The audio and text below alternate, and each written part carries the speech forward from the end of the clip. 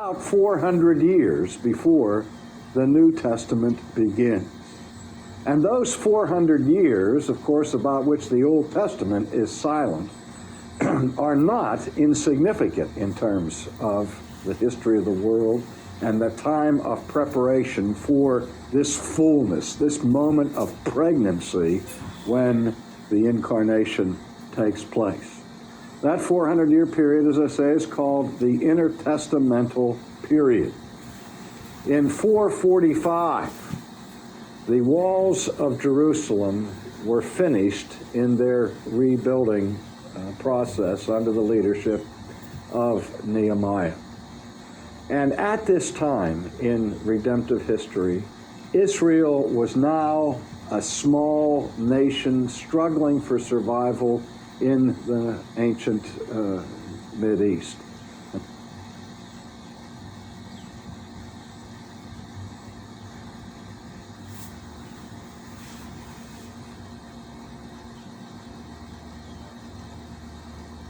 BC to the year 331, when Persia was conquered by Alexander the Great. And of course, the story of Alexander is one of the most interesting and fascinating stories of all of world history, because at the time that he put the finishing touches on his conquest of the Persian Empire, he was 24 years old. And Alexander, of course, was the son of Philip of Macedon. Philip was the king of Macedonia. And Alexander had been a student of the philosopher Aristotle.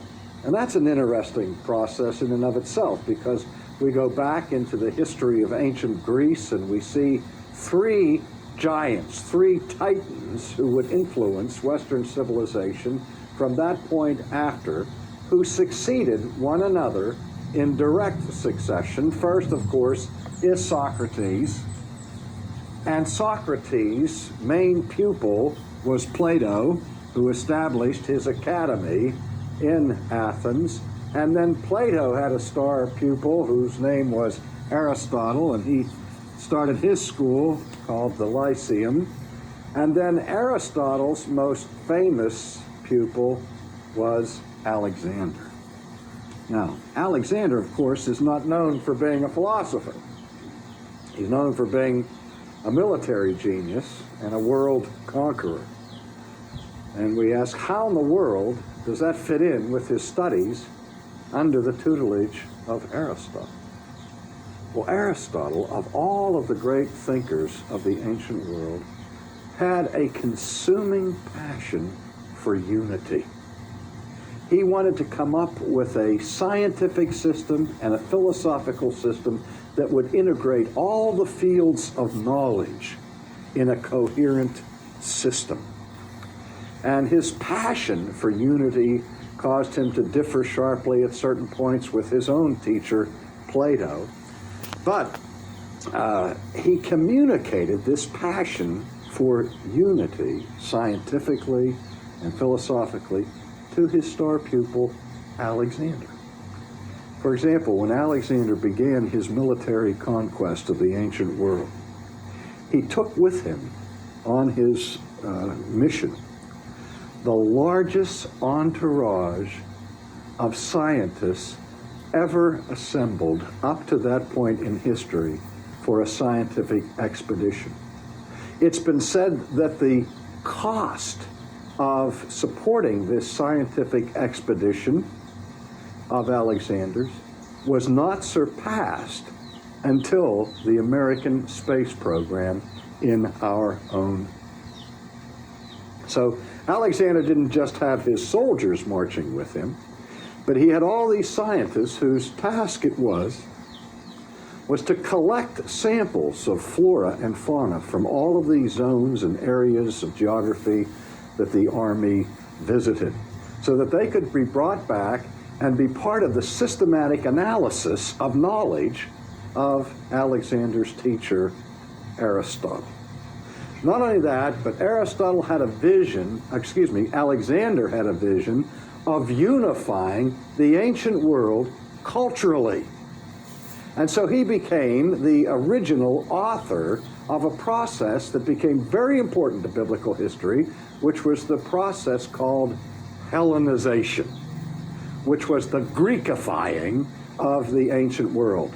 Alexander wanted to have all of the people in that area speak the same language, have the same philosophy, have the same cultural mores, and so on. So that was all part of his agenda for conquest, and ultimately is the reason why the New Testament was written not in Hebrew or in Aramaic, but in the Greek tongue.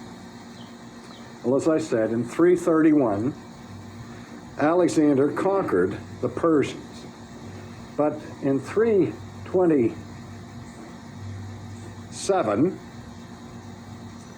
he died in Babylon as he was about to vanquish the Babylonian Empire. And upon his death, his kingdom was divided among his generals. In fact, there were 8 surviving generals that engaged in a brutal power struggle to see who would reign supreme and inherit the kingdoms established by Alexander. But it ended up ultimately being divided among 2 different groups. The Ptolemies, and you may have heard of that name, as the Ptolemaic system of the universe was that influenced by Aristotle's physics and astronomy, and that reigned supreme until the Copernican revolution in the modern period. The Ptolemies and the Seleucids. Now, initially, Palestine was controlled by the Ptolemaic dynasty that controlled as Egypt as well. The Seleucids ruled over Syria and other portions of the world at that time. Now, in the year 320, Palestine was annexed by Ptolemy I of Egypt. So this surviving general of Alexander, Ptolemy I,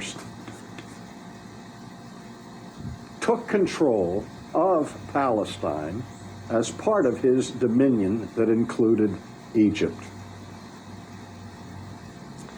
And that lasted for a couple of decades until the year 198 BC. In 198, now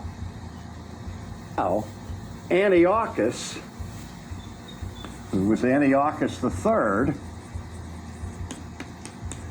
wrested control of Palestine and brought it over now to the dominion of the Seleucids and the Syrian Empire. So this is what was going on here, as the control of Palestine was shifting and changing between the successors of the kingdom of Alexander the Great. Now, the significance of this movement in 198, whereby Antiochus III takes control of Palestine, is that Antiochus III had, if anything, a more ardent passion for Hellenization than even Alexander had originally. And as a result of this, he imposed by force a process of Hellenization upon the Jewish people.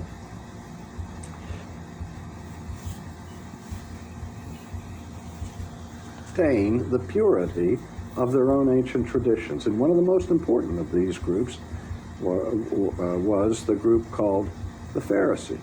And we meet frequently in the New Testament. In a sense, the Pharisees were the original Puritans of the church. They were called the separated ones, whose commitment was to be zealous for the ancient covenant of the Jewish nation and to be obedient to every aspect of the Old Testament law. Now, by the time we meet the Pharisees in the New Testament, they have degenerated into a self-righteous, externalistic, hypocritical group of people who were deeply opposed to Jesus and to his mission. But originally, they were godly men who were devoted towards reformation, towards restoring the historic faith of the people of Israel. Now, one of the most important moments that transpired in the intertestamental period took place in the year 175 BC. 175 BC, when another Antiochus rose to power, and his name was Antiochus Epiphanes. Antiochus Epiphanes. Now, that name may be familiar to you for one or more reasons. You've certainly heard the word Epiphany, and we even have a celebration in the church year that honors the day of Epiphany. And Epiphany, the word, means manifestation. And Antiochus Epiphanes was called by this name because he was considered to be the manifest God. He was Antiochus, the manifest God. And some scholars came to the conclusion that he was demented because of the bizarre nature of his behavior.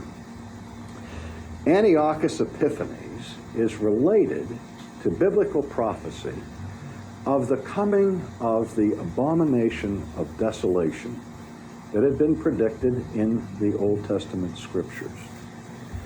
He came to power and implemented a radically anti-Jewish program in the nation and was called by pious Jews, instead of Antiochus Epiphanes, that is Antiochus the manifest God,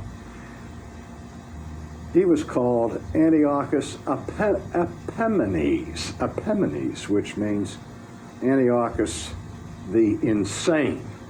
And the reason for this negative handle that was associated with him is because he was, as it were, kind of the Hitler of the 2nd century BC. Under Antiochus Epiphanes, the observance of the Sabbath day, the practice of circumcision as a religious rite, and the possession of Hebrew scriptures. These three things, observance of the Sabbath day, the act of circumcision, and even owning or possessing any copy or portion of the Old Testament scriptures, all of these things were considered by Antiochus Epiphanes capital crimes.